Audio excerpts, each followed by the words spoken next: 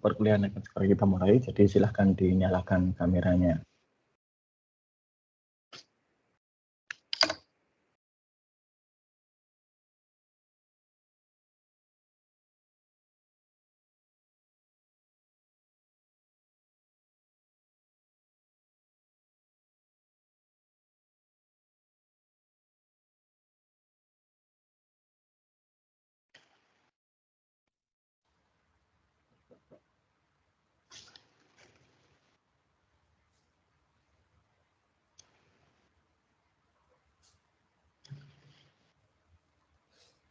Sekali lagi, perkuliahan yang segera kita mulai, jadi silakan dinyalakan kameranya.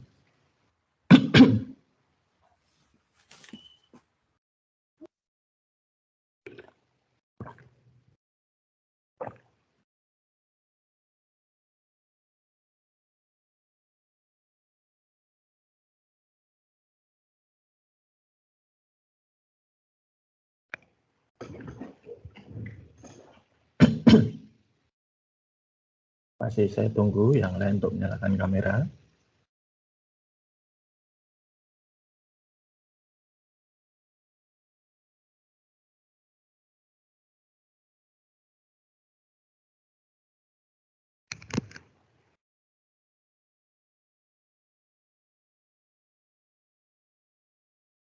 Oke, terima kasih.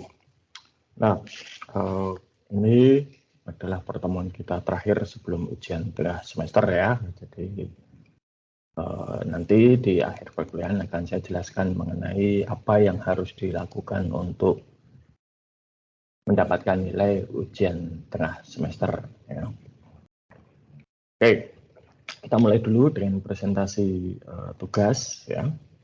Untuk yang pertama itu adalah kelompok 4, ya. Edi, Ignatius Loyola, dan Krishna Dharma Saputra. Silakan. Bentar, Pak. Ya. Ini saya share screen dulu.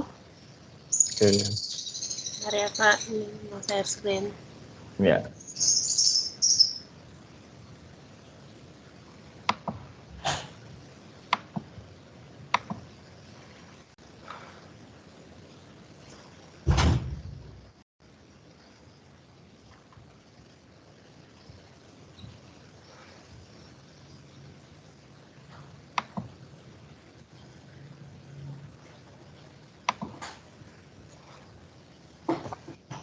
Bentar, Pak. Ini agak sedikit maaf mungkin. Udah kedengaran belum suara saya, Pak? Sudah. Baiklah, ini dia hasil kerja kelompok kami. Selamat pagi, Pak. Kami dan teman-teman. Berikut ini adalah hasil kerja kami dari kelompok 4 yang terdiri atas saya, Heidi, bersama kedua teman saya yaitu Ignatius Loyola dan Krishna Dharma Saputra. Berikut ini adalah daftar kebutuhan fungsional untuk sistem penjualan tembakau yang kami rencanakan. Yang pertama itu adalah kebutuhan informasi unit owner, dan kebutuhan datanya itu adalah data barang dan data penjualan. Untuk kebutuhan informasinya adalah laporan pengeluaran barang, penerimaan barang, transaksi penjualan, dan laporan pendapatan tiap minggu yang harus dibuat per periode. Kemudian untuk kemudian kedua yang dibutuhkan adalah ada kebutuhan informasi unit admin. Yang dibutuhkan itu ada data barang, data pelanggan, data penjualan, data user, data kategori, data jenis barang, data pelanggan, dan untuk kebutuhan informasi yang dibutuhkan adalah laporan barang tiap minggu dan stok penjualan. Kemudian ada kebutuhan informasi untuk unit kasir. Nah, yang dibutuhkan itu ada data barang, data pelanggan, data penjual untuk melakukan transaksi penjualan. Untuk melihat laporan penjualan itu yang dibutuhkan itu ada data barang dan data penjualan saja. Nah, kebutuhan informasinya sendiri adalah laporan penjualan per periode dan stok penjualan. Dan ini adalah hasil analisis kebutuhan fungsional kelompok kami. Di sini terdapat permasalahan dan solusinya. Yang pertama itu, kami harus melakukan tindakan preventif agar karyawan toko tidak bisa memanipulasi data penjualan pada sistem penjualan yang kami buat. Nah, untuk solusinya, kami akan membuat fitur kata kunci yang hanya bisa diakses oleh 1 hingga 2 orang karyawan saja. Itu untuk keamanan data penjualan. Kedua, ada pengelolaan data master barang, yang masalahnya adalah pada perubahan harga. Oleh karena itu, kami harus membuat teknologi barcode untuk bisa mengubah stiker barang dengan cepat. Kemudian ada kecepatan penjualan barang. Permasalahannya adalah pencatatan yang harus dilakukan secara manual bisa menunda proses transaksi penjualannya. Oleh karena itu, ini akan membuat sistem penjualan yang dihubungkan dengan alat barcode reader. Kemudian ada pada kebutuhan fungsional transaksi penjualan.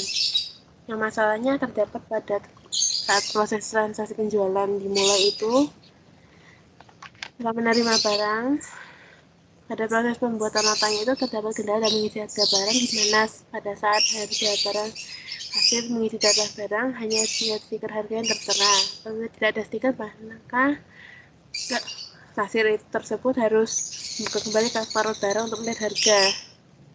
Oleh karena itu, kami akan membuat fitur yang dapat dilakukan oleh pegawai kasir dalam melakukan transaksi penjualan. Kemudian fungsional yang berikutnya adalah fitur backup data penjualan. Yang dimaksud adalah membuat fitur auto save. Itu karena kami melihat pasti ada permasalahan saat menjual. Nah, cukup sudah 5 menit ya. Oke, ini baik ya. Hanya saja untuk yang terakhir ini itu sebenarnya bukan fungsi ini non fungsional. Seperti keamanan itu kebutuhan non fungsional ya. Yang diutamakan itu kebutuhan fungsional sebetulnya. Tapi kalau mau ditambahkan non fungsional juga tidak masalah. Oke, Heidi coba bisa minta tolong scroll ke yang atas tadi. Oh sebentar. Gini aja. Ini kan ada barcode ya, barcode reader ya. Ya. Oke. Nah, itu rencananya untuk barcode-nya itu yang ditempelkan ke barang atau yang ada di barang nanti di-scan itu dicetak sendiri atau bagaimana? Untuk yang barcode itu akan dicetak sendiri. Oke, berarti nanti kan harus ada kebutuhan untuk mencetak barcode itu ya kan? Iya. Oke, ya sudah. Lalu juga tadi coba ke atas yang kebutuhan informasi tadi. Ya, ini ada betul ya, terima kasih. Ini ada laporan penjualan per periode. Nah, ini periodenya itu kapan? Ini harus dijelaskan ya. Itu juga termasuk kebutuhan. Jadi periode itu kan bisa harian, bisa bulanan, bisa mingguan, atau bahkan dalam hitungan jam juga bisa. Ya. Tiap jam 10, tiap jam 12 dan seterusnya. Nanti perlu diperjelas lagi gitu ya. Oke, terima kasih kelompok 4. Berikutnya kelompok 1, Brinda Ivana, Cecilia Ines, Innocentia Tirsa, dan Ratif Skarsari. Silakan. Ya Pak, izin share screen ya Pak. Ya.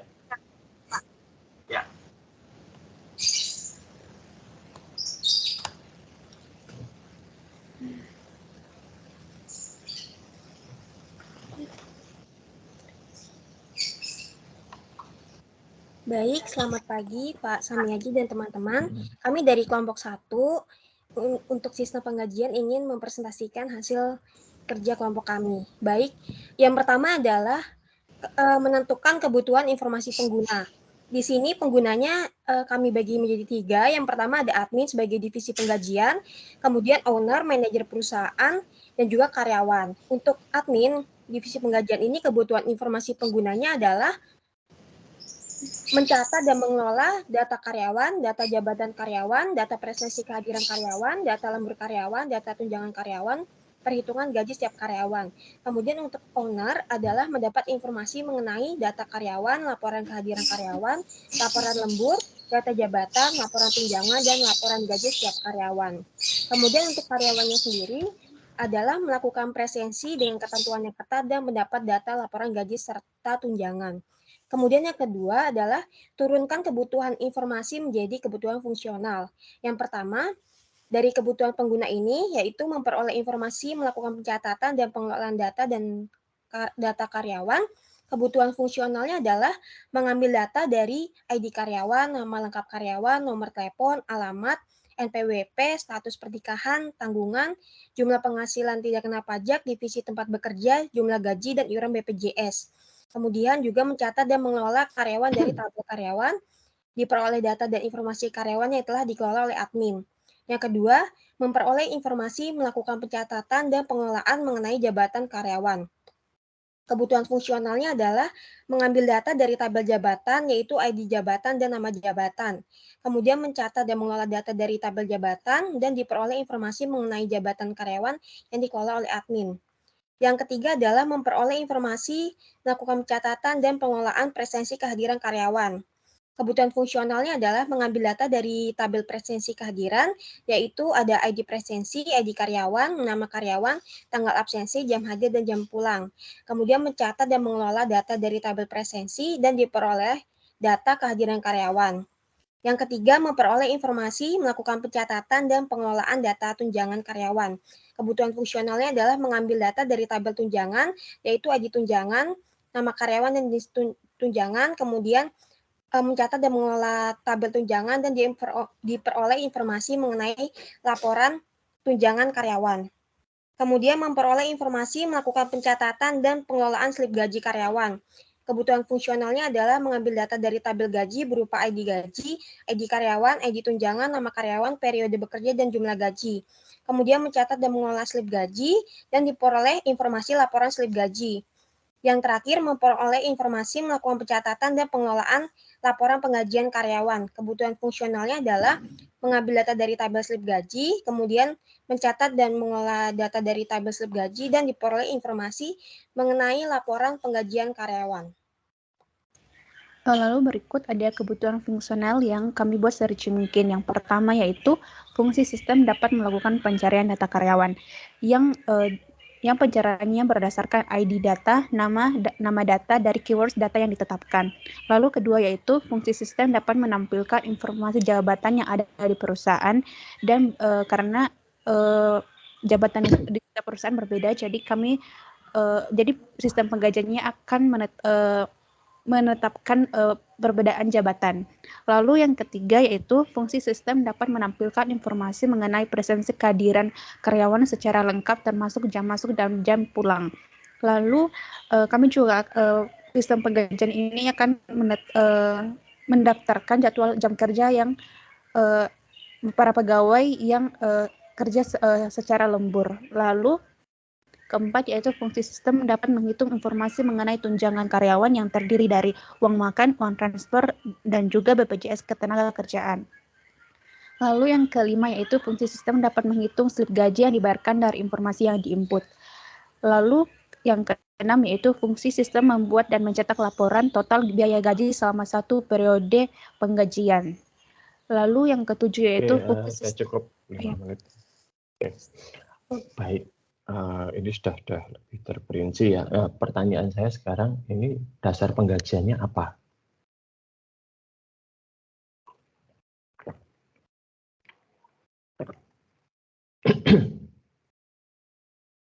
Apa? Tadi kan ada jabatan ya, tapi kan tidak semua orang itu menjabat toh. Nah, kalau yang tidak punya jabatan, lalu dasar penggajiannya apa?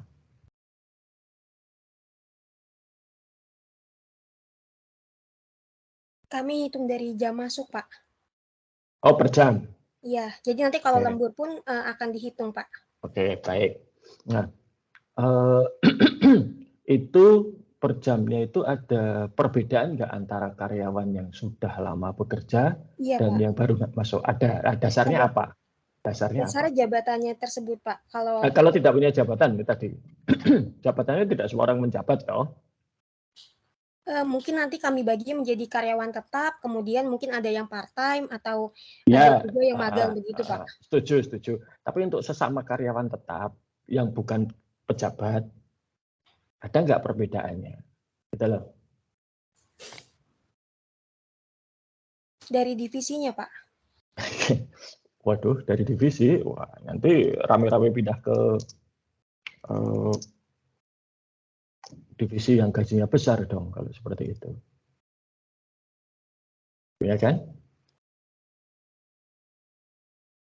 Nah, itu harus dipikirkan ya, dasar penggajian segala macam itu supaya ada perbedaan ya.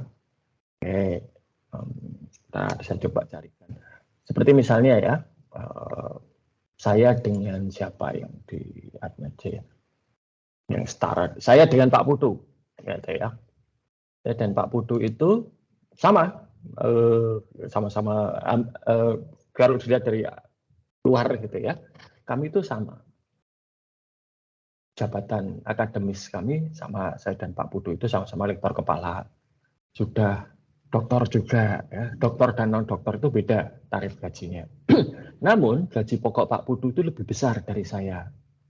Karena Pak Putu sudah lebih lama menjadi dosen. Jadi ketika saya masih mahasiswa, Pak Putu sudah jadi dosen. Itu. Nah, ini harus ada dasarnya ya. Dan dasar itu harus diketahui oleh semua orang dari awal sehingga tidak ada loh kok si itu gajinya sekian, loh kok si itu gajinya sekian. Gitu ya. Nah, matriks penggajian itu berdasar ya apapun dasarnya ya, mau kalian itu misalnya lama masa kerja boleh, atau pangkat misalnya juga boleh. Nanti akan ada mekanisme sendiri untuk penentuan pangkat ya. Nah, jadi itu supaya ya bisa dikatakan adil lah. Masuk anak yang baru masuk kemarin pangkatnya sama, kedudukannya sama, kerjaannya sama, kok bisa lebih tinggi gajinya, itu tidak sehat. Gitu ya. Nah, jadi memang harus ada dasarnya. Ini berbeda tentunya kalau kemudian itu ternyata adalah kontrak, misalnya seperti kalau atlet olahraga itu ya. Ya kalau misalnya pemain yang sering jadi cadangan, jarang-jarang main, gajinya tentunya akan berbeda dengan yang main terus, yang menjadi andalan klub olahraga tersebut. Ya. Oke, baik kelompok 1, terima kasih. Berikutnya kelompok 5. Tabita Angelin, Valentinus Devara, dan Immanuel Laurencio. Silakan.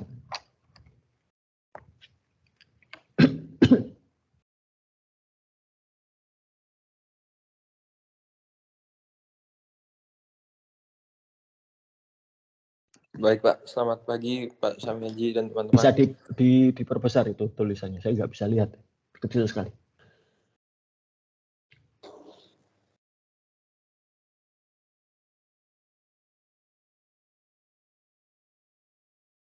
Bentar Pak ya. Ya.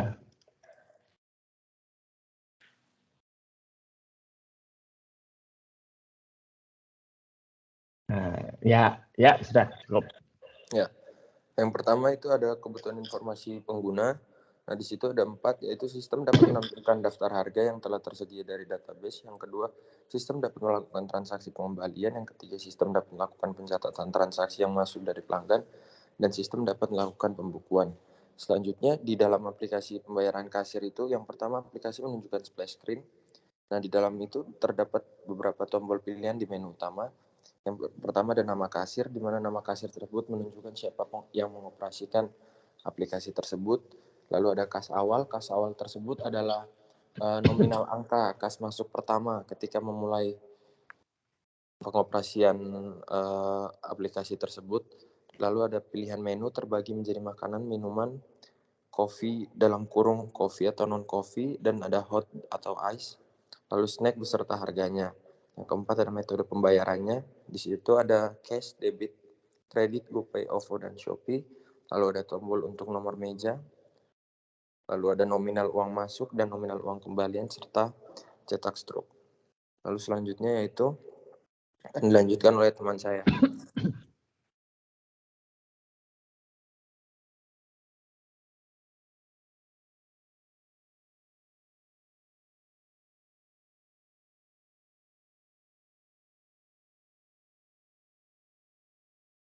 Saya lanjutkan saja. Pencatatan mitra kafe fungsi. Yang pertama Mencatat mitra kafe itu apa? Mitra kafe itu awalnya nama kita, Pak. Cuman ya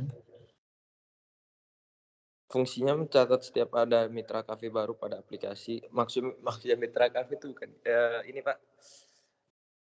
Nanti yang akan menggunakan aplikasi tersebut, kafe yang akan menggunakan aplikasi tersebut. Oh, ya. Oke. Aktornya adalah admin startup, lalu input yaitu data mitra kafe, lalu Dan tadi prosesnya. kok ada aktor tuh maksudnya gimana? Aktor tuh ya ini, Pak, yang apa? Yang menggunakan aplikasi tersebut, adminnya gitu loh, Pak. Lalu Kenapa pilih mengapa menggunakan kata-kata aktor? karena Kalian ambil dari mana ini? kami lihat di internet sih, Pak. Nah iya, sumbernya dari mana?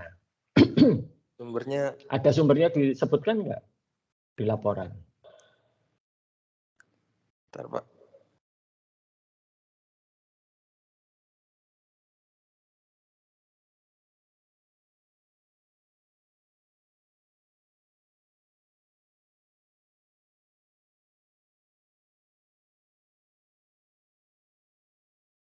Pertanyaan saya sederhana, di laporan ada dicantumkan sumbernya atau tidak?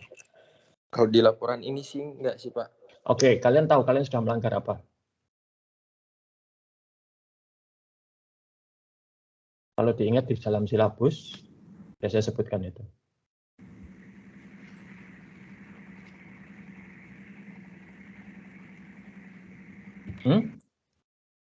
Sudah dibaca belum silabusnya?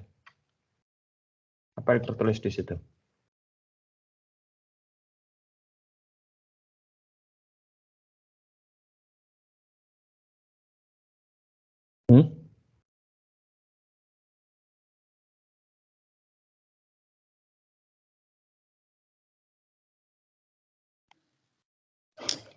Kelompok 5.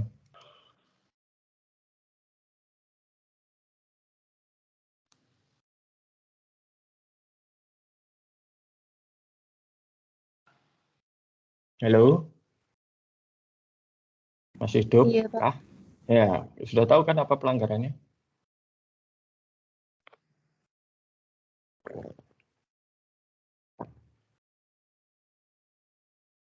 Dicantumkan nggak sumbernya? Dari mana kalian mengambil ini?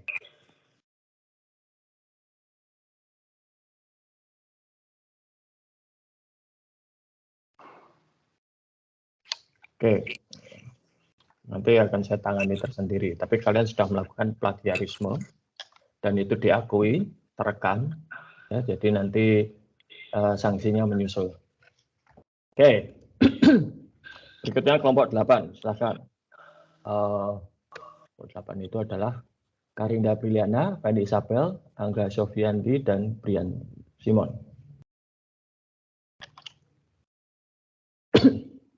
Baik, sebentar ya, Pak. Iya.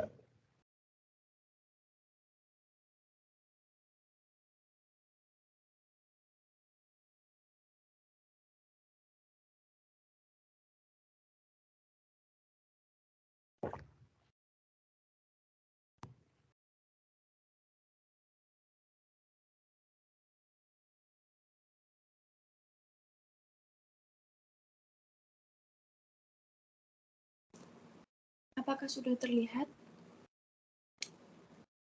Ya, sudah. Bisa diperbesar sedikit? Oh ya. Sudah? Ya, sudah cukup. Baik, kami dari kelompok 8, ada Angga, Brian, Karinda, dan saya sendiri, Fanny Isabel, akan mempresentasikan tugas 5 hasil diskusi kami. Jadi, ini ada beberapa cara yang kami lakukan untuk mendapat informasi di nomor 3. Mungkin kita bisa langsung ke nomor 3 saja, karena isinya mirip-mirip dengan nomor 3. Jadi daftar kebutuhan fungsionalnya, yang pertama kebutuhan fungsional sistemnya, yang pertama sistem harus dapat menampilkan menu pendaftaran, ini wajib untuk ada. Yang kedua, sistem harus dapat menampilkan menu login dan logout. Lalu sistem harus dapat menampilkan jumlah iuran yang sudah dibayar user. Yang keempat, sistem dapat menampilkan opsi yang akan dibayar oleh user. Itu opsinya ada iuran, denda, dan donasi. Lalu selanjutnya, sistem harus dapat memberikan informasi terkait total dana yang dimiliki oleh organisasi, baik dari dana, iuran, denda, maupun donasi. Lalu, sistem harus dapat memberikan pilihan untuk membuat tim sendiri atau bergabung ke dalam tim dengan menggunakan kode. Ini kita terinspirasi dari Microsoft Teams. Jadi, ada pilihan untuk bergabung dengan kode atau membuat tim sendiri. Lalu untuk yang ketujuh ini opsional karena sebenarnya kita juga belum terlalu mengulik lebih dalam lagi. Untuk fungsi dari nomor 7, sistem dapat menampilkan user termasuk kelas yang mana, bronze, silver, atau gold, dan sebagainya. Lalu yang ke-8, sistem harus dapat menampilkan jumlah iuran dan denda yang harus dibayar user. Selanjutnya, sistem harus dapat menampilkan pilihan pembayaran, baik secara tunai maupun non-tunai, beserta nomor yang dituju. Sistem dapat memberikan tampilan ketika pembayaran sudah terverifikasi atau belum. Lalu di bagian donasi, harus terdapat bagian untuk dapat menghubungi kontak person secara langsung apabila akan melakukan donasi dalam bentuk non-tunai. Selanjutnya, sistem harus dapat menampilkan siapa saja anggota yang terdaftar di dalam tim atau organisasi. Selanjutnya, sistem harus dapat menampilkan masing-masing informasi total keuangan yang dimiliki anggota pada organisasi atau tim. Jadi ini terdapat laporan keuangan secara pribadi atau organisasi pilihannya. Lalu sistem harus dapat mengolah data menjadi laporan keuangan.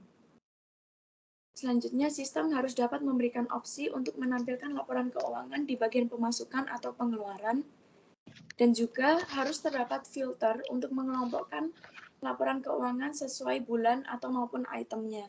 Nah, itemnya ini maksudnya dikelompokkan menurut laporan keuangan dari iuran atau laporan keuangan dari denda ataupun laporan keuangan dari donasi. Selanjutnya, sistem dapat menyimpan data akun user. Dan yang terakhir, sistem harus dapat menampilkan informasi yang terkait dengan profil user, keamanan, pusat bantuan, hapus akun, dan kontak person jika mengalami kendala dalam penggunaan aplikasi. Lalu selanjutnya ini ada kebutuhan fungsional oleh user. Kebutuhan user yang pertama melakukan pendaftaran akun. Kebutuhan fungsionalnya itu adalah nama lengkap, jenis kelamin, tanggal lahir, nomor HP, email, password, username, dan foto profil. Nah, alasan kenapa fungsi ini harus ada, yaitu untuk melakukan pendaftaran akun agar dapat menggunakan aplikasi. Yang kedua, kebutuhannya yaitu melakukan login dan logout. Kebutuhan fungsionalnya yaitu username dan password. Alasan fungsi harus ada, yaitu untuk masuk dan keluar dari aplikasi. Lalu kebutuhan yang ketiga yaitu kebutuhan untuk melihat saldo iuran, donasi, dan denda organisasi. Lalu kebutuhan fungsionalnya yaitu username, kode organisasi, jumlah saldo iuran, jumlah saldo organisasi, dan jumlah saldo denda. Alasan fungsi harus ada yaitu untuk mengetahui saldo keseluruhan organisasi sebagai bentuk transparansi organisasi. Lalu kebutuhan yang keempat yaitu membuat organisasi atau bergabung dengan menggunakan kode. Kebutuhan fungsionalnya yaitu username, nama organisasi, kode organisasi, dan deskripsi organisasi. Alasan fungsi harus ada yaitu untuk bergabung atau membuat organisasi. Kebutuhan yang kelima yaitu kebutuhan untuk membayar 5-7, kebutuhan untuk membayar iuran, denda, atau donasi. Kebutuhan fungsionalnya yaitu username, jumlah tagihan denda atau iuran, lalu informasi status pembayaran, nama iuran atau denda atau donasi, lalu metode pembayaran baik secara bank ataupun non-bank. Alasan fungsi harus ada yaitu untuk melakukan pembayaran iuran dan denda atau untuk melakukan pembayaran donasi baik secara tunai maupun non-tunai. Lalu untuk mengetahui informasi... Sudah 5 menit ya. Baik. Nah, coba yang ini, saya pengen tahu misalnya nomor 8 di komunitas informasi tentang anggota, itu untuk apa gunanya? Sebenarnya mengidentifikasi anggota ya. Tapi kepentingannya apa? Gitu. Ini sih Pak, kita baru terpikirnya biar nggak ada anggota yang menyusup gitu Pak. Ya, oke. Nah, saya kira nanti di dalam penjelasan itu harus ada tambahan gitu ya. Jadi untuk mengidentifikasi anggota, oke. Tapi lalu apa kepentingannya gitu loh, ya. Jadi supaya tidak apa ya tidak sia-sia gitulah ya. Ya kita sih bisa mau memberikan fungsi apapun di dalam sebuah aplikasi, tapi fungsi itu harus ada gunanya, ya. Supaya tidak ada yang menyusup, ya oke. Apakah penyusup itu memang jadi masalah misalnya? Kalau nggak jadi masalah ya kenapa itu harus dijadikan masalah gitu kan, ya. Jadi melihat laporan keuangan pribadi dan organisasi, nah ini untuk apa misalnya, gitu kan? Ini harus ada kegunaannya, ya, gitu ya, kelompok 8. Iya, baik Pak. Baik, Terima terima kasih kasih. untuk masukannya. Berikutnya kelompok 6, Vanessa Gabriela Tarigan, Anton dan Margarita Suma. Silahkan.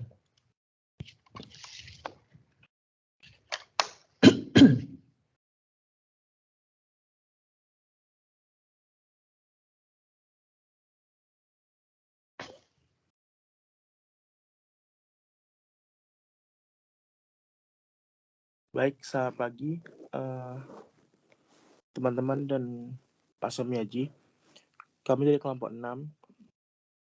Jadi kami membuat kebutuhan fungsional yang kami buat menjadi 3, yaitu kebutuhan fungsional search and view, input dan edit data, dan kebutuhan fungsional report. Lalu yang pertama itu ada kebutuhan fungsional search and view. Sistem dapat menampilkan data seperti nama produk, harga barang, dan jumlah barang yang terjual secara otomatis saat penjual memasukkan kode barang. Lalu, sistem dapat menampilkan jumlah persediaan barang yang tersisa sesuai dengan tipe HP, desain, dan warna casing yang memudahkan penjual dalam pencarian barang yang diinginkan customer. Lalu kebutuhan fungsional yang kedua yaitu input dan data edit. Yang pertama, sistem memiliki kemampuan untuk mengubah, menyimpan, ataupun menghapus data yang berkaitan dengan barang untuk memberikan kemudahan bagi penjual dalam melihat perubahan data, baik itu data lama maupun data yang terhitung masih baru. Yang kedua, sistem menyediakan pilihan cara pembayaran yang beragam. Contohnya, pembayaran secara cash, transfer bank, e-wallet, kartu kredit, dan lain-lain. Kemudian kebutuhan fungsional yang ketiga, report, di sini terbagi menjadi 4, yaitu sistem akan memungkinkan penjual dalam mengetahui informasi data penjualan untuk mempermudah pembuatan laporan penjualan. Yang kedua, sistem dapat memberitahu stok barang yang lebih dari 7 bulan belum juga terjual, sehingga dapat dilakukan tindakan selanjutnya oleh penjual, seperti melakukan sale atau pemberian diskon penjualan.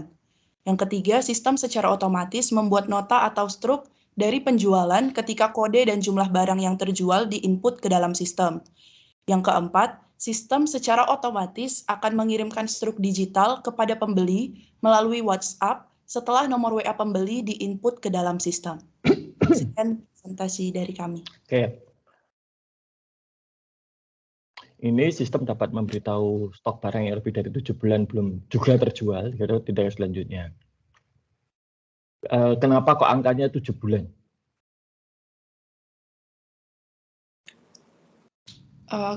Baik Pak, karena menurut kelompok kami, kenapa 7 bulan? Karena kalau misalnya sekitar 7 bulan belum juga terjual, itu stok barang yang harusnya udah masuk dengan varian yang berbeda itu jadi semakin menumpuk. Jadi lebih baik yang sudah lebih dari 7 bulan itu dilakukan promo untuk dijual kembali dengan harga yang lebih murah, gitu Pak. Oke. Nah, ini sebetulnya begini, memang tidak ada patokan sih ya, mau 1 minggu pun ya boleh, tetapi angka 7 bulan ini harus merupakan hasil analisis sebetulnya. Jadi katakanlah misalnya ini aksesoris apa tadi? Aksesoris apa tuh? Casing handphone, Pak. Ya, casing handphone ya. Oke. Nah, misalnya dalam 7 bulan itu Misalnya sekarang kan apa yang handphone yang baru ya, Galaxy S22 dalam 7 bulan nanti itu kan sudah akan ganti ke S23 misalnya gitu ya. Sehingga ya 7 bulan itu sudah banyak yang tidak laku misalnya, tidak akan ada orang beli lagi, maka harus segera disingkirkan. Nah, seperti itu boleh gitu ya. Hingga angka 7 bulan ini harus dijelaskan mengapa 7 bulan, dan beberapa yang lain juga harus dijelaskan gitu kan. Menyediakan cara pembayaran secara cash transfer bank wallet. Oke. Ya, itu ya kelompok 6. Terima kasih. Baik Pak, terima kasih Pak. Oke, berikutnya kelompok 2. Ya. Yovita, Ivana, Romaldo Bebeto, Florentina Asyera, dan Kesia Bella. Silakan. Baik Pak, saya izin share screen ya.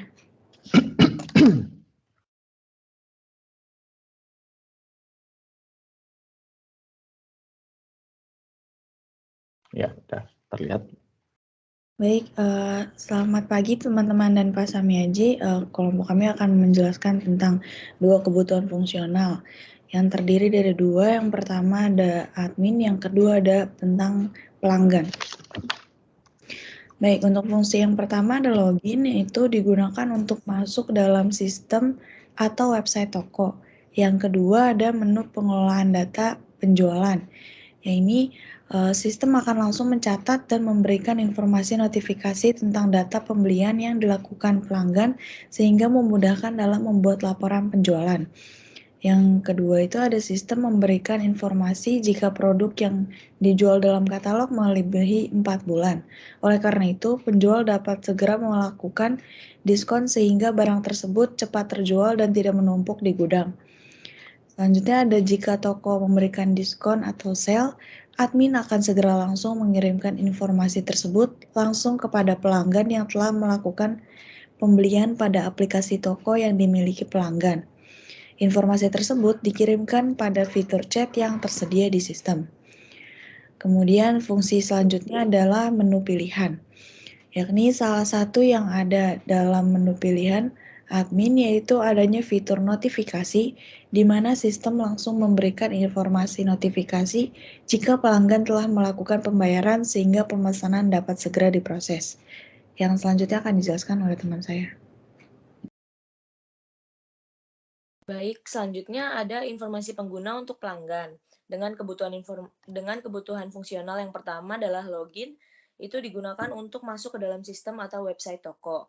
Kemudian kebutuhan fungsional yang kedua adalah search, di mana sistem dapat memiliki kemampuan memfilter hal-hal yang konsumen inginkan.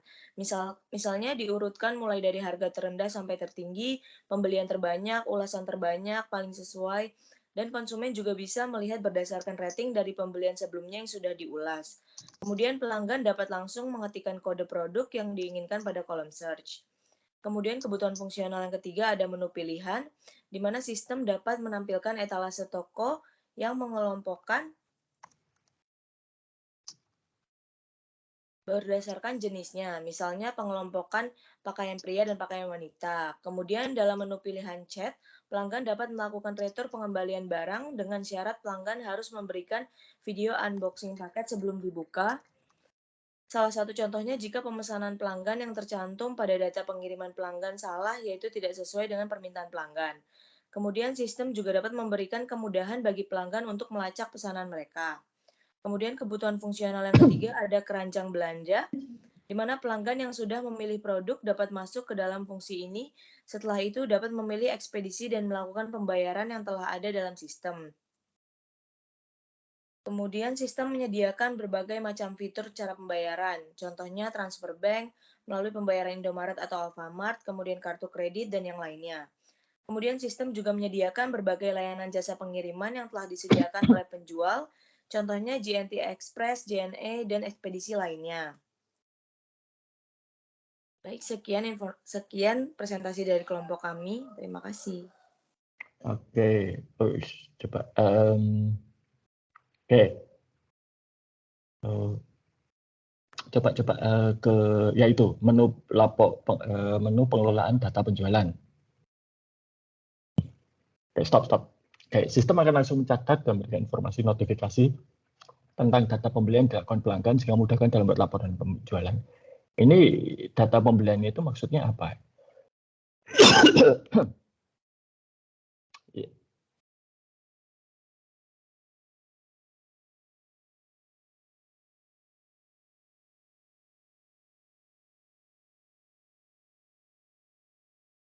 Halo.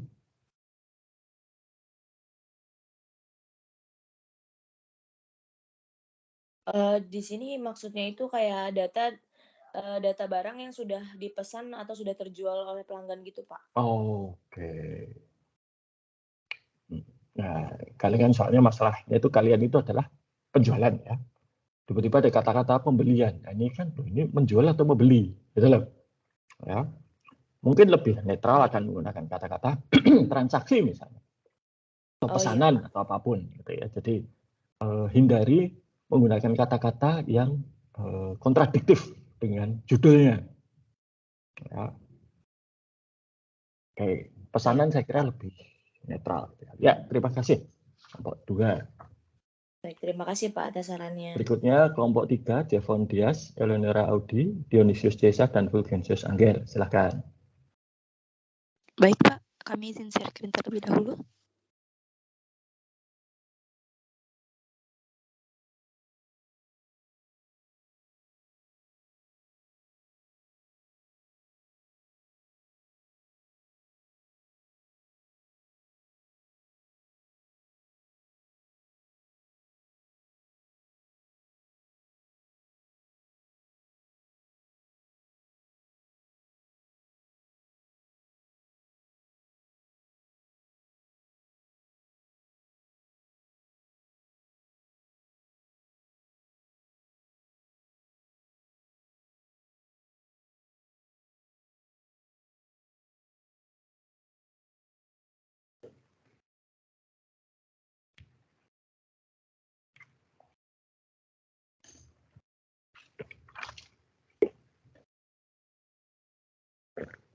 Mohon maaf, Ger, kayaknya masih ke-mute deh.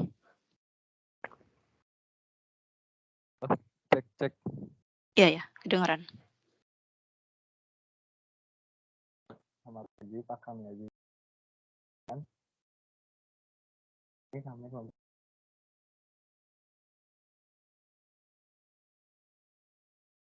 dari sisi kami ada kebutuhan informasi pengguna apa aja sih yang pengadaan barang ini. Itu ada kebutuhan informasi pengguna yang ada departemen mana saja atau bagian mana saja yang membutuhkan barang-barang yang perlu dibeli. Kedua, ada berapa banyak barang atau bahan makanan yang dibutuhkan oleh departemen. Terus ketiga, ada daftar supplier dan berapa jumlah supplier yang dapat memasok barang tersebut. Dan juga seperti nomor teleponnya, alamat, dan tentang supplier tersebut.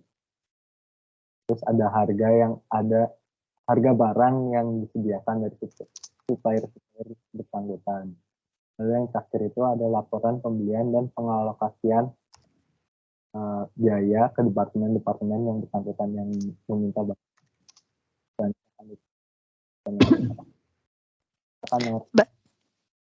Ya, baik. Selanjutnya kebutuhan pengguna informasi diturunkan menjadi kebutuhan fungsional.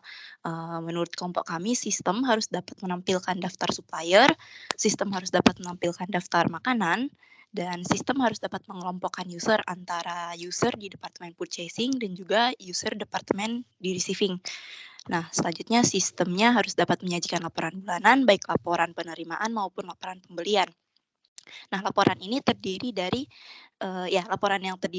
laporan yang terdapat pada di departemen purchasing dan juga receiving. Terus selanjutnya sistem harus dapat menampilkan data historis berupa data-data pembelian maupun penerimaan yang terjadi di periode sebelumnya. Dan yang terakhir, sistem harus dapat mengelompokkan jenis bahan makanan antara bahan mentah dan juga bahan dalam kemasan. Next. Nah, berikut kebutuhan fungsi berikut fungsi dan menu pada aplikasi sistem pengadaan bahan makanan yang kami buat. Setelah muncul layar splash screen awal pada aplikasi, selanjutnya user akan diminta untuk melakukan login pada sistem. Nah, user ini terdiri dari user yang terdaftar di Departemen Purchasing dan user yang terdaftar di Departemen Receiving. Nah, user yang sudah melakukan login selanjutnya akan diarahkan ke menu masuk departemen. Jika user yang login terdaftar sebagai user Purchasing, maka selanjutnya menu Purchasing akan terbuka. Hal ini juga berlaku sama bagi user Receiving, karena kedua user ini hanya bisa mengedit informasi pada departemen di mana dirinya terdaftar. Di menu departemen lainnya, user hanya dapat melihat data historis dan tidak dapat mengedit data tersebut.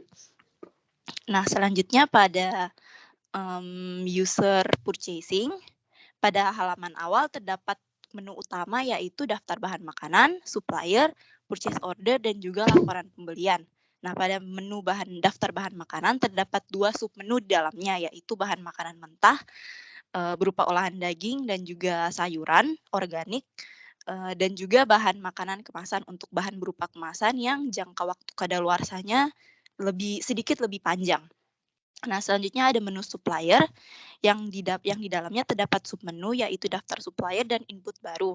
Nah, pada menu daftar supplier, user dapat mengisi list supplier yang sebelumnya belum pernah dimasukkan dalam sistem untuk informasi-informasi supplier yang baru. Nah, sedangkan pada menu input pada menu input baru juga demikian, Pak. Jadi nanti menu supplier yang dimasukkan dalam input baru akan terdaftar di daftar supplier. Selanjutnya ada menu purchase order, terdapat submenu di dalamnya yaitu input PO dan juga cari PO. Pada submenu input PO, user dapat menginput pesanan barang yang dibeli pada satu supplier yang sama. Jika supplier berbeda, maka dibuat PO yang lain. Nah, sedangkan pada menu cari PO, user dapat menelusuri atau melacak PO dari periode-periode sebelumnya dengan mengisi format tanggal berupa bulan, garis miring tahun, begitu, Pak. Selanjutnya, pada menu laporan pembelian, user dapat melihat laporan pembelian yang sudah terrecord di periode sebelumnya, Pak. Pada menu ini juga terdapat opsi cetak. Jadi user dapat langsung melakukan printing atau mencetak laporan tersebut pada aplikasi ini. Lalu ada tampilan user di Departemen Receiving. Nah, pada menu Receiving ini terdapat 3 menu di dalamnya, yaitu daftar kode bahan makanan, receiving form, dan juga laporan penerimaan. Nah, pada menu daftar kode bahan makanan, user receiving menerima data yang sama yang telah diinput di sistem dari Departemen Purchasing. Nah, pada daftar bahan yang sudah diterima ini terdapat pengelompokan pada 2 bahan makanan, yaitu bahan mentah dan juga bahan kemasan. Kode 01 untuk bahan mentah dan 02 untuk bahan kemasan, Pak.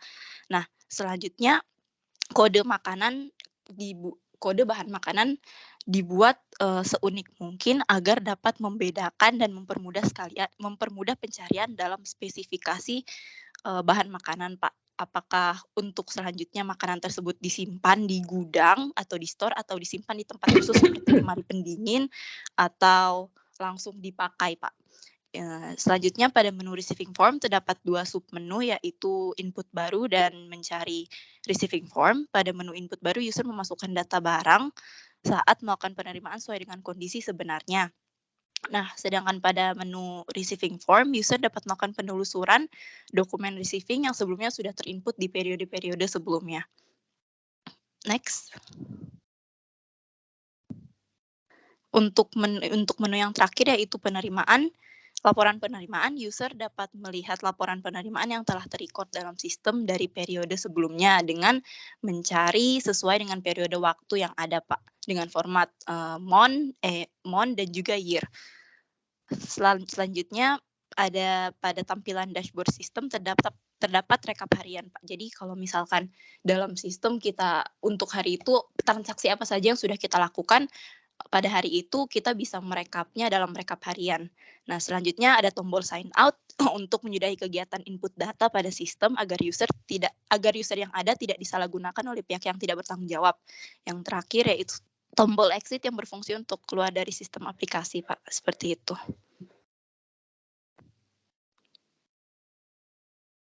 Dan juga Pak, mohon maaf sebelumnya, ini baru kepikiran tadi saat kuliah berlangsung. Ini aplikasi ini ternyata masih ada kurangnya Pak. Yang pertama itu kita tidak ada fungsi untuk kalau terjadi retur seperti apa atau stop opname seperti apa Pak. Itu aja tambahan dari saya. Terima kasih.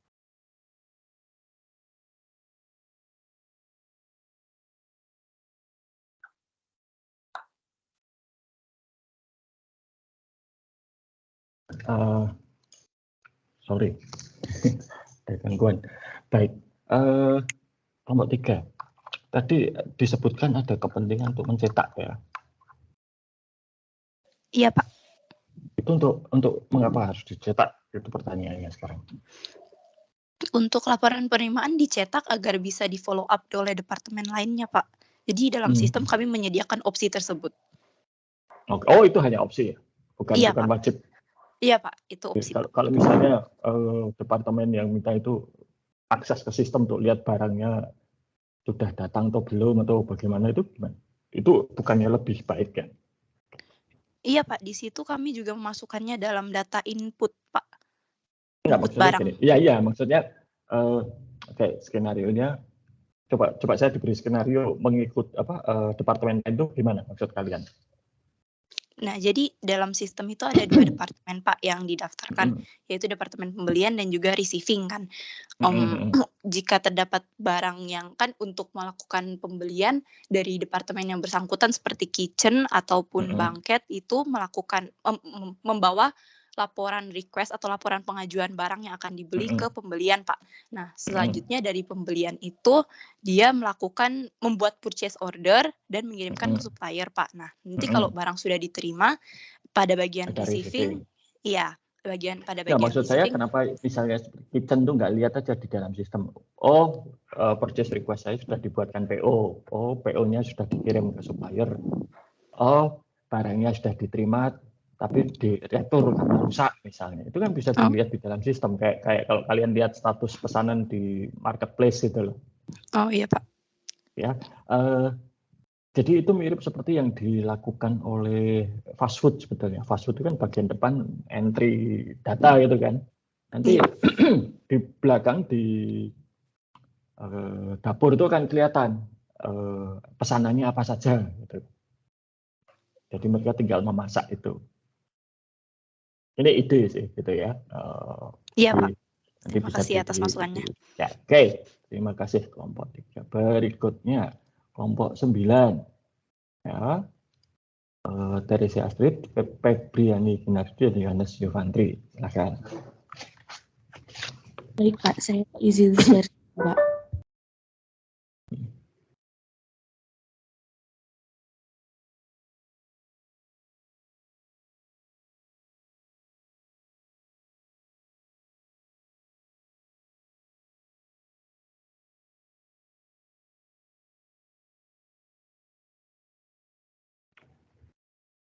Ya, sudah terlihat. Baik, selamat pagi Pak Samiaji dan teman-teman semua. Sebelumnya saya mohon maaf tidak bisa on-cam karena ada gangguan jaringan. Kami dari kelompok 9 mempresentasikan kebutuhan fungsional dari sistem kami. Kebutuhan informasi dari pengguna kami itu meminta untuk informasi data barang yang tersedia di gudang dan di toko. Nah, tanggal masuk dan keluar barang dan juga stok barang. Nah, berdasarkan kebutuhan dari pengguna informasi, adapun kebutuhan fungsional kami adalah pertama, fungsi untuk mencatat data barang yang masuk. Di sini nanti sistem dapat mencatat informasi data barang yang masuk, mencatat barang masuk dan menambahkan barang lama secara otomatis, dapat mencatat letak penyimpanan barang yang masuk, dan dapat mencatat data supplier dan penanggung jawab atas barang yang masuk. Kedua, fungsi mencatat barang keluar. Sistem dapat mencatat informasi data barang yang keluar dari toko ataupun gudang, dapat mencatat dan mengurangi barang keluar secara otomatis, dapat mencatat perubahan penyimpanan barang yang masuk, lalu dapat mencatat data pembelian dan penanggung jawab atas barang keluar. Ketiga, fungsi integrasi data barang. Sistem bisa menampilkan data barang yang ada di gudang ataupun toko dengan mengintegrasikan data dari fungsi pencatatan barang masuk dan keluar. Sistem dapat menghitung secara otomatis jumlah barang yang masih tersisa dan yang sudah keluar dari toko ataupun gedung, maksudnya gudang, dengan mengintegrasikan data dari fungsi pencatatan barang masuk dan keluar. Yang terakhir adalah fungsi akses data barang. Sistem dapat menampilkan data barang di komputer, laptop, dan iPad. Kemudian sistem juga dapat digunakan dengan memakai internet, sehingga bisa diakses dimanapun oleh pemilik. Demikian presentasi dari kelompok kami, Pak Samiaji dan teman-teman. Oke, maksudnya menghitung tadi apa sebenarnya? Dapat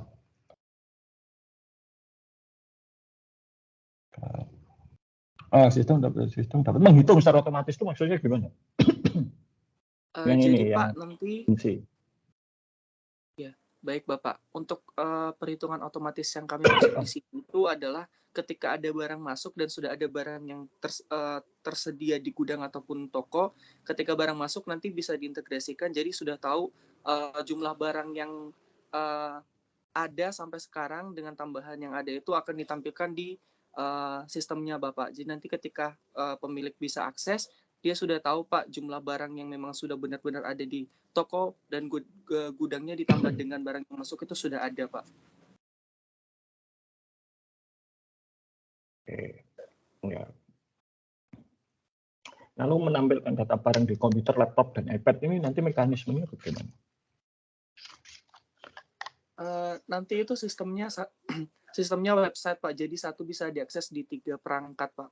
Karena biasanya terkadang ada sistem yang tidak bisa diakses di laptop, maksudnya di iPad Pak, jadi cuma bisa diakses di laptop atau komputer. Nah untuk sistem ini semuanya bisa diakses di komputer, laptop, atau iPad, kecuali telepon genggam Pak. Oke, baik. Ya, terima kasih. Terakhir, kelompok 7. Terima kasih Pak Samiaji. 7 itu adalah Amelia Octaviana, Putri Lestari, Janitra Pangestu, dan Ruth Ratna. Silakan. Baik, izin share screen ya Pak. Ya.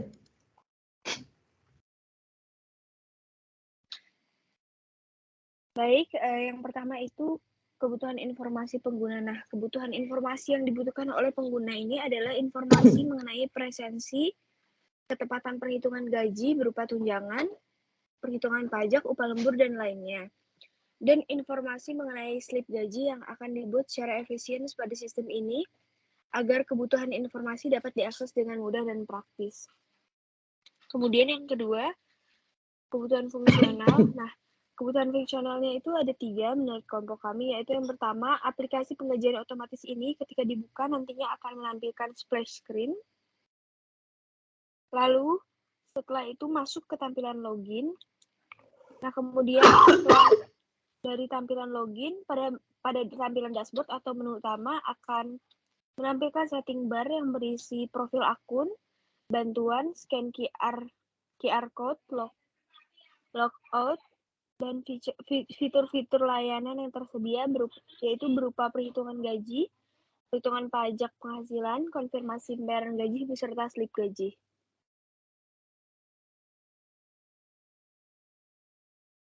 Yang ketiga akan dilanjutkan oleh rekan saya. Baik, kebutuhan fungsional yang pertama ketika dibuka menampilkan splash screen. Splash screen merupakan tampilan yang muncul saat pertama kali membuka aplikasi, seperti hello, welcome, atau biasanya hanya logo aplikasi. Kemudian yang kedua, tampilan login.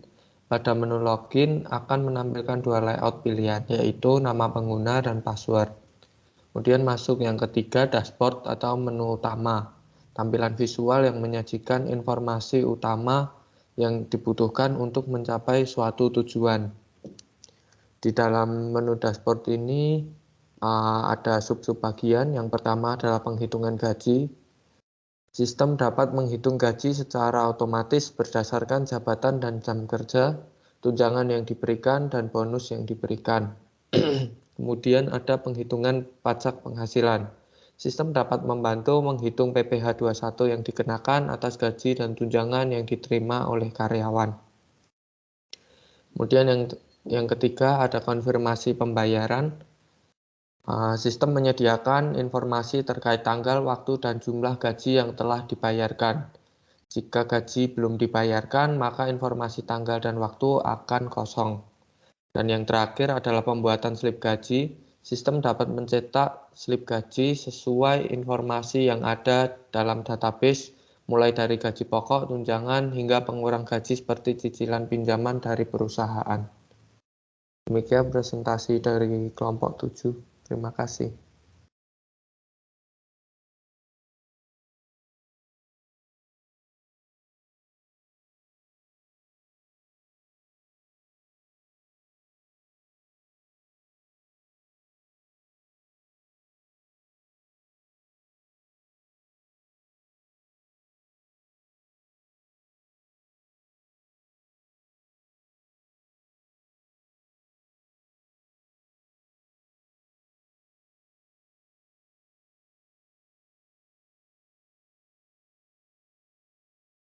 Sorry, ternyata saya mute.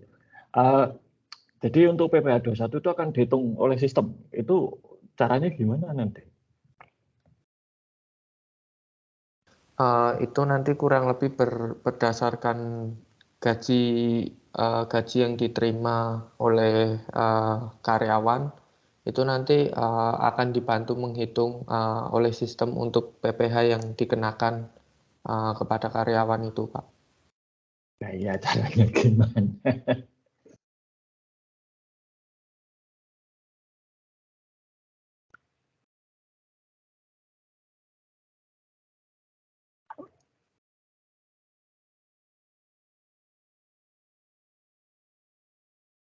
Caranya gimana?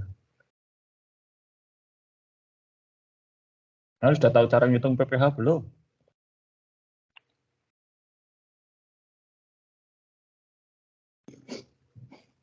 Sudah, Pak. Kalau hanya menghitung, kalau gini loh, kalau hanya menghitung PPh, itu tidak akan ada banyak gunanya. Ya. Tapi yang dibutuhkan sebetulnya, kalau akan memasukkan unsur pajak, itu adalah satu, menghitung pajak penghasilan ya, dengan segala macam kompleksitas ya. Kedua, itu nanti memotong gaji dan membayarkan gaji yang sudah dipotong tersebut kepada Dirjen Pajak. 3, menerbitkan formulir bukti potong untuk gaji karyawan sudah dipungut pajaknya dan disetorkan ke kas negara. Nah, itu akan lebih berguna daripada hanya sekedar menghitung PPh 21.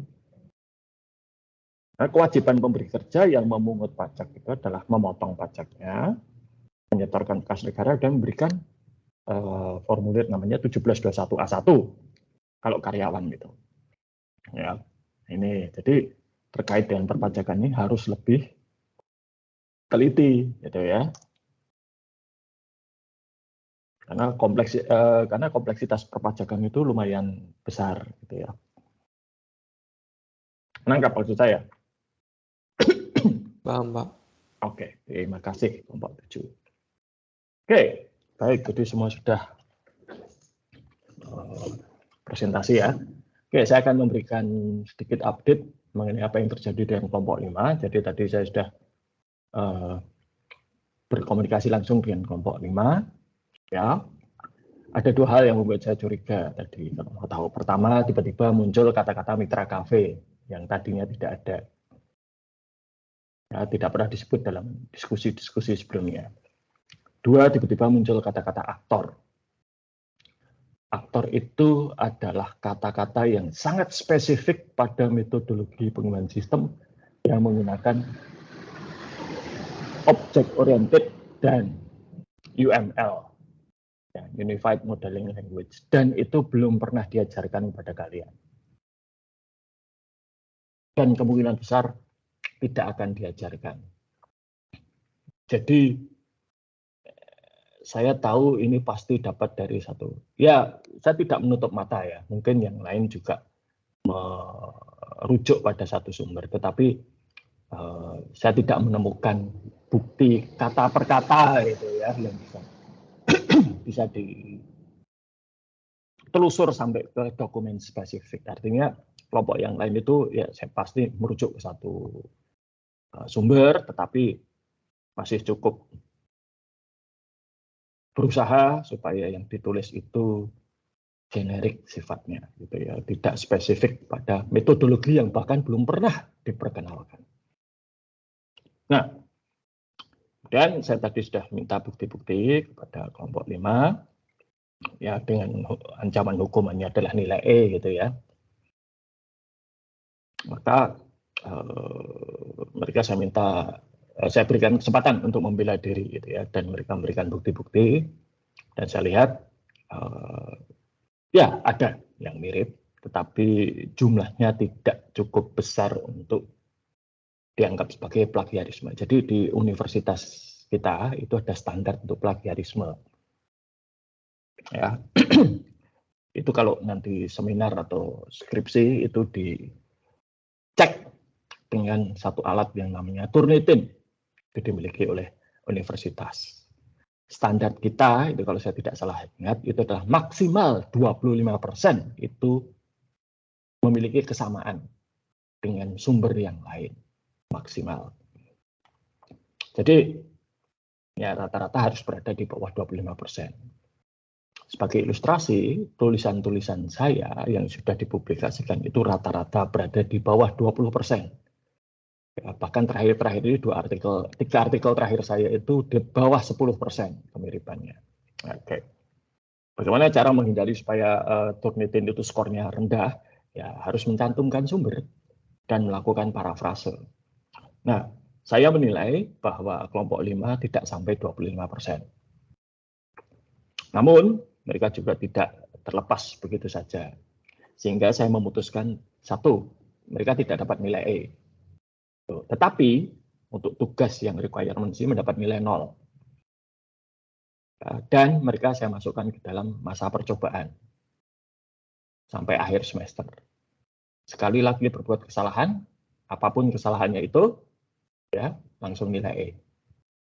Nah, ini saya ungkapkan di depan kelas, dan tadi sudah ada hasil chatting dengan kelompok 5, akan saya dokumentasikan sebagai bukti.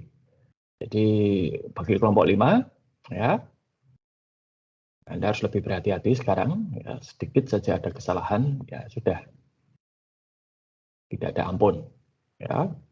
Bagi kelompok yang lain, ini juga menjadi peringatan ya bahwa apa yang tertulis di silabus atau ringkasan RPS dan lain-lainnya itu bukan hanya sekedar hiasan pemanis, ya itu benar-benar saya tegakkan. Baik, itu dulu mungkin ya untuk kasus ini. Jadi semoga tidak terulang di masa depan dan semoga tidak ada yang dapat sanksi lagi. Oke.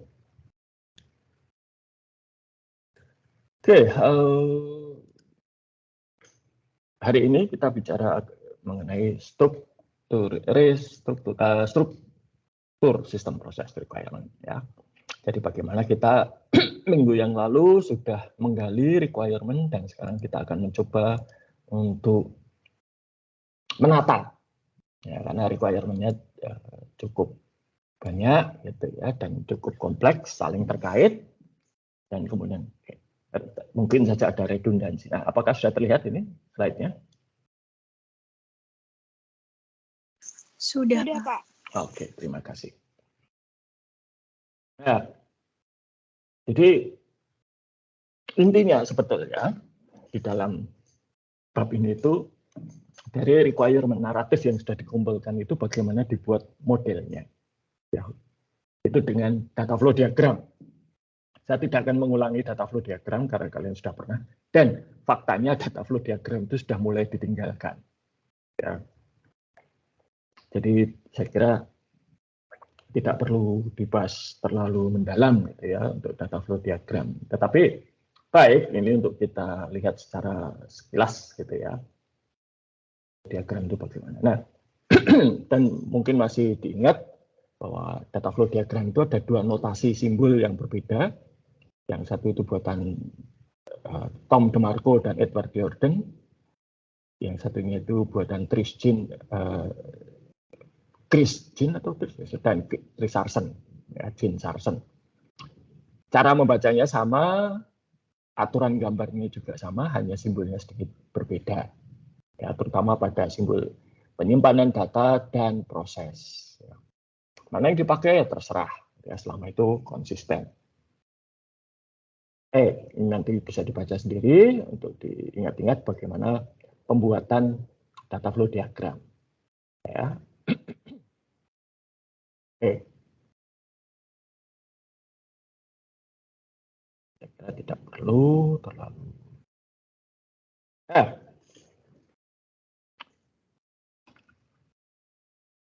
Lalu data flow diagram itu sering sekali tidak bisa menunjukkan adanya aktivitas pembuatan keputusan. Ya. Maka bisa digunakan dengan namanya decision tables. Ya, ini contoh bagus untuk apa? Gaji, gitu ya. Ya, senang-senang saja yang dapat atau bukan dapat yang sistemnya itu penggajian. Jadi di sini bisa kelihatan tipe karyawannya apa, jam kerjanya berapa, gitu ya. Lalu apa yang harus dilakukan, ya. Jadi misalnya kalau karyawan S ini, ya, salaried ini artinya ya digaji tetap tiap bulan. Ini maka dibayar gaji pokok. Gaji pokok ini nggak boleh diutak-atik, ya. Kemudian kalau yang kerjanya jam-jaman itu ini dihitung tarif per jam kerjanya berapa, kalikan berapa jam dia bekerja. Lalu ada yang persensi segala macam, gitu, ya. Oke, nanti bisa dilihat, ya. Kira tidak. Oke, nah sebetulnya hanya itu. Tetapi kemudian ada satu yang akan saya sampaikan, yaitu yang disebut sebagai requirements management. Ya. Dan ini sudah mengikuti pola kemarin dari pemilihan apa istilahnya, pemilihan proyek, gitu ya. Jadi Anda sudah melihat sama seperti proyek bahwa di dalam satu proyek itu akan ada, di dalam satu perusahaan akan ada banyak usulan proyek. Namun tidak bisa semua dibiayai. Nah, terpilih satu proyek. Begitu proyek ini dijalankan, analisis mulai dilakukan, ternyata banyak sekali requirement yang harus dipenuhi atau diwujudkan.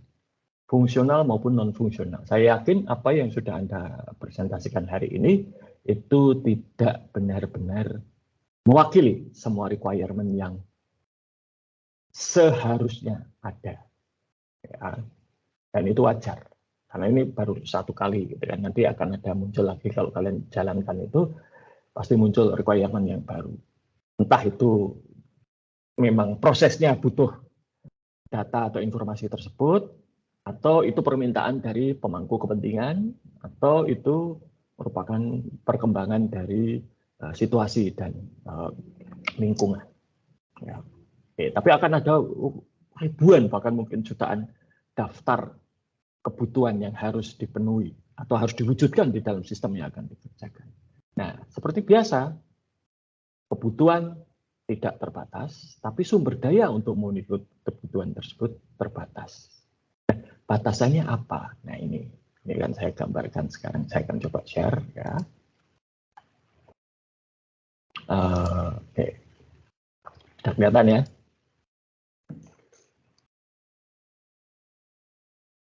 Sudah kelihatan? Sudah, Pak. Oke. Kalian pernah main itu apa? Jungkat-jungkit, ya, yang ada satu papan dan ada dua orang yang menduduki tiap ujung dan naik turun gitu, ya. Ini bisa dilihat bahwa kalau requirement itu setidaknya terdiri dari 3 kendala. Kendala pertama itu adalah user. Kendala kedua itu adalah keuangan.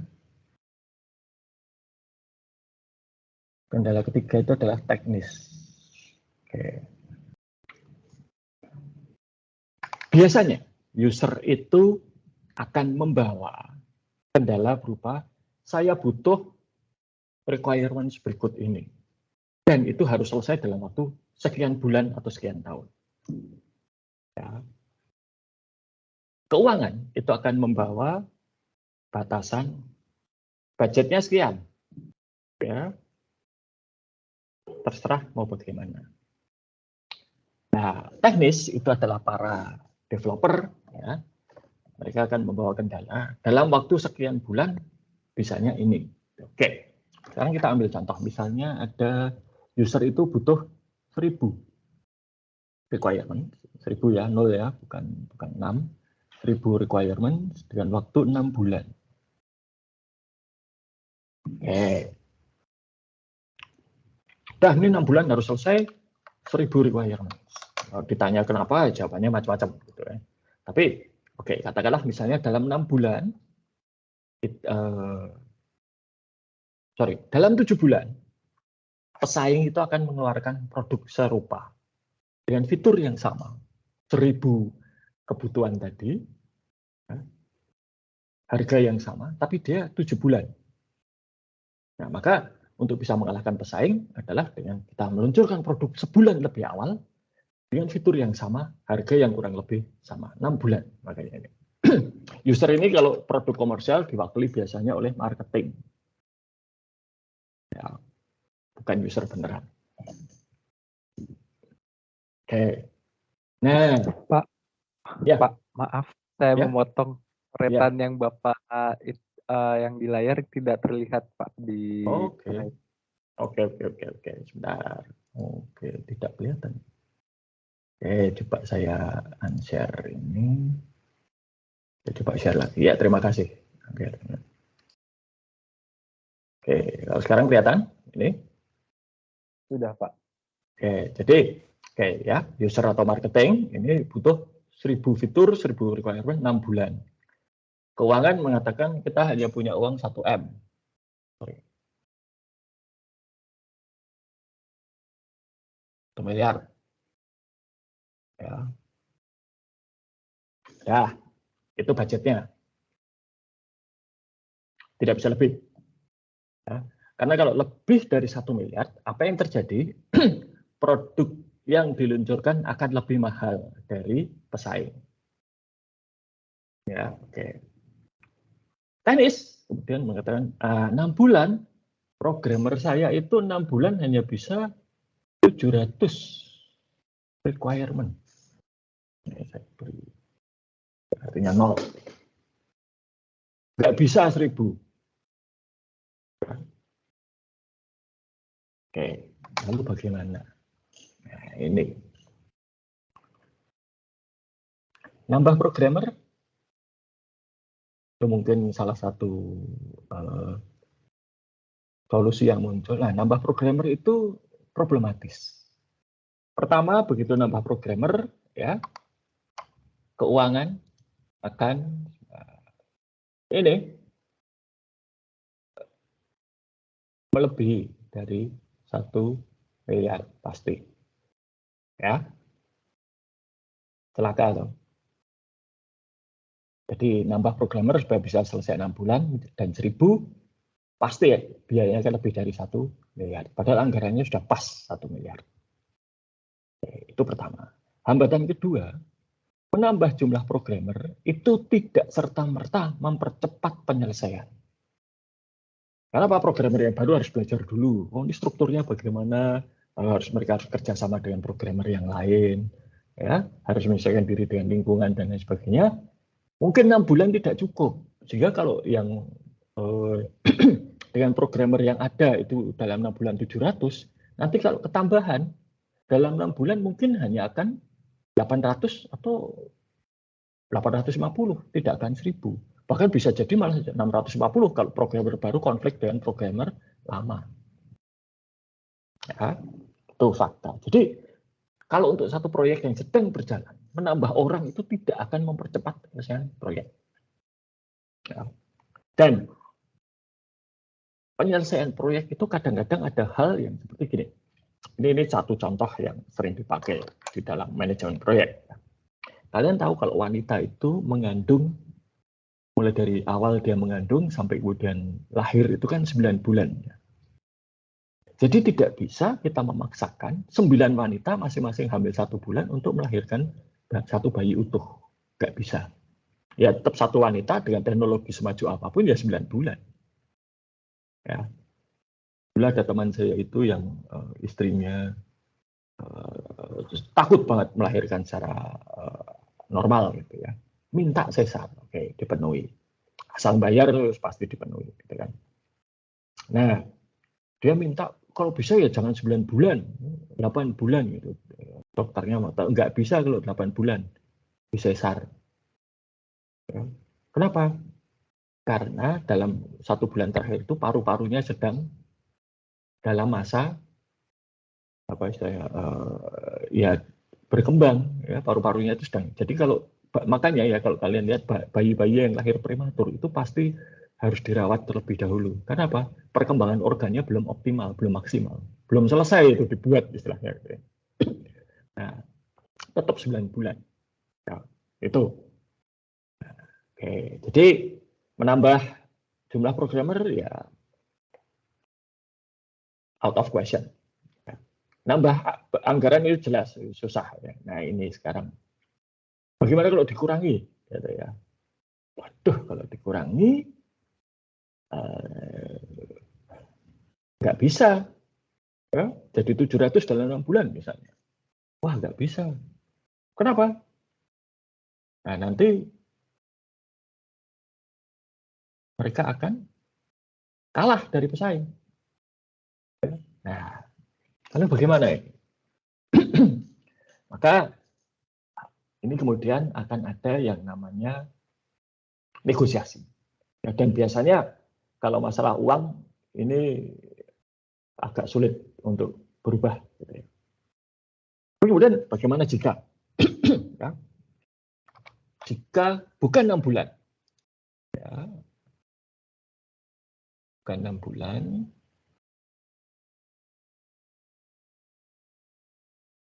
jadi bukan 6 bulan, tapi misalnya 5 bulan.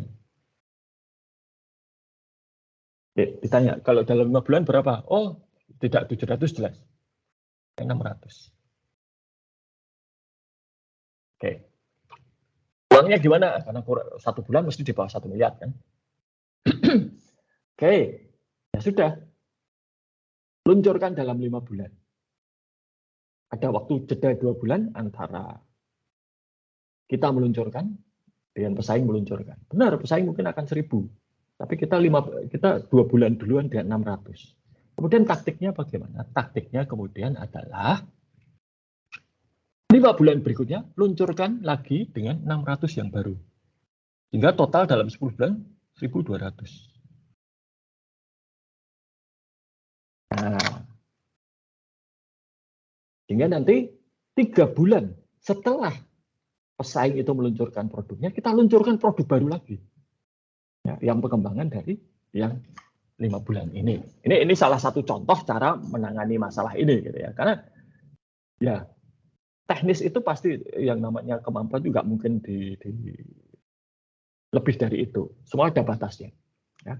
Lembur itu juga tidak akan menyelesaikan masalah. Ya, menambah jam kerja. Ya, apalagi lembur nanti akan pasti 1 miliarnya ini terbatas. Nah, tentunya misalnya katakanlah dengan 600 dalam 5 bulan, tidak 1 miliar, tapi berapa? Mungkin biaya yang dibutuhkan ternyata hanya 800 juta. Ya. Oke. Nah, berarti ada spare 200 kan? Nah, nanti untuk produk berikutnya akan ada anggaran baru. Ya, yang versi kedua 5 bulan berikutnya akan ada anggaran baru.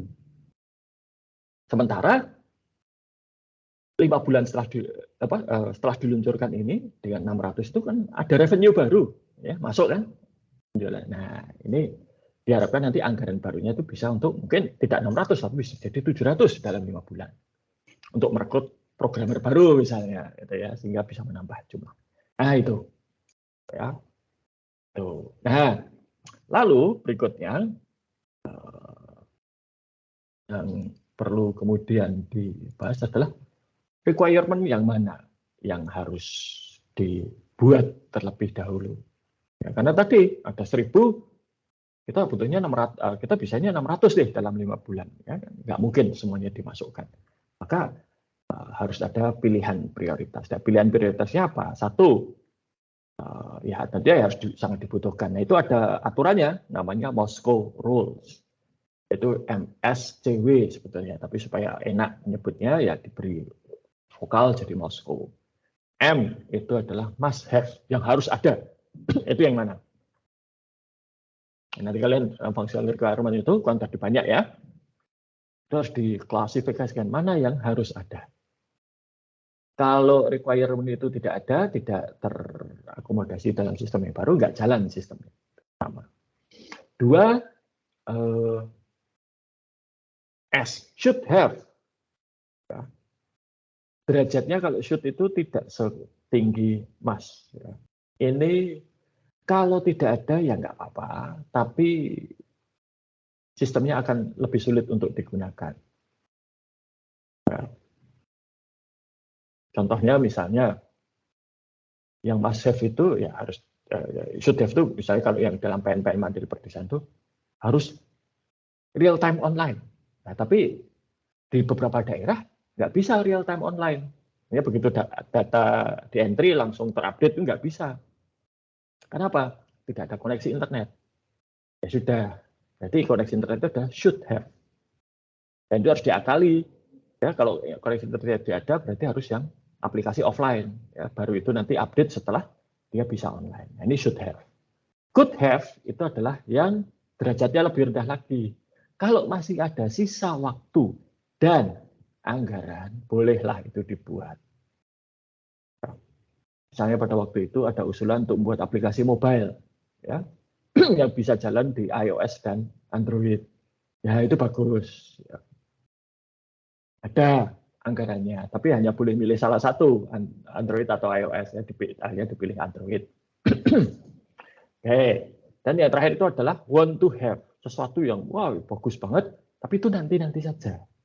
Atau bahkan tidak akan dikerjakan. Karena apa? Prioritasnya paling bawah. Nah ini Moscow Rules tadi. Ya, jadi nanti dalam perjalanannya kelompok Anda harus mulai memikirkan mana yang must have, mana yang should have, mana yang could have, mana yang want to have. Ya. Itu. Baik, sampai di sini ada pertanyaan atau tidak? Oke, belum ada. Baik. Oke. Ujian tengah semester. Nah, ini. Ujian tengah semester, nanti silakan dilihat jadwalnya kapan. Yang harus Anda kumpulkan sebagai kelompok itu adalah progress report. Jadi pengerjaan Anda sampai hari ini. Ya. Beserta kemarin semua revisi yang sudah saya berikan. Dan ingat, ini formatnya laporan. Berarti harus ada kata pengantar, ada daftar isi, ada pendahuluan, dan seterusnya. Ya. Tujuan progress report ini adalah supaya satu, para pemangku kepentingan dalam hal ini saya, itu bisa melihat kemajuan proyek. Dua, kemajuan yang sudah tercapai itu diterima oleh pemangku kepentingan. Ya kasarannya kalau ini proyek beneran supaya dibayar apa yang sudah dilakukan. Gitu ya. Kasarannya begitu. Nah, nanti dikumpulkan laporannya melalui situs kuliah seperti biasa dengan judul ujian tengah semester nanti. Tidak perlu presensi macam-macam. Begitu mengumpulkan, sudah saya anggap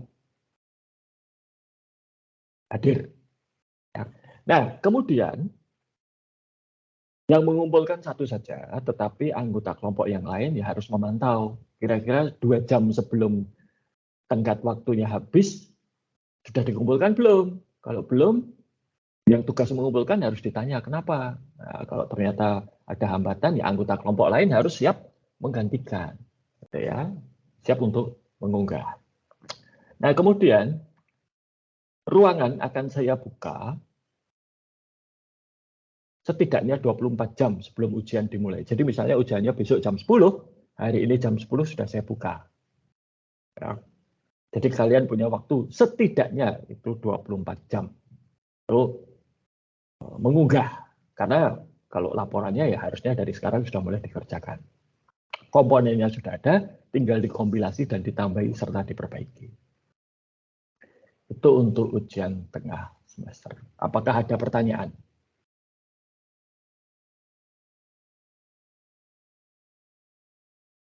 Ada yang belum jelas?